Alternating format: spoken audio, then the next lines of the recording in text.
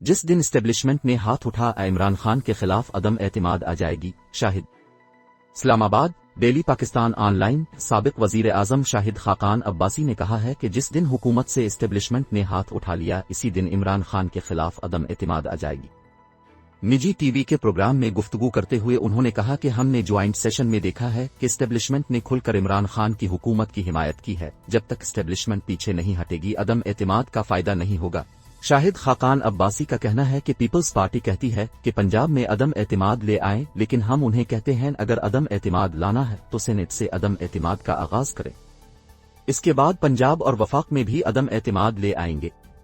انہوں نے کہا کہ استعفوں کے معاملے پر پی ڈی ایم میں مکمل اتفاق رائے ہے.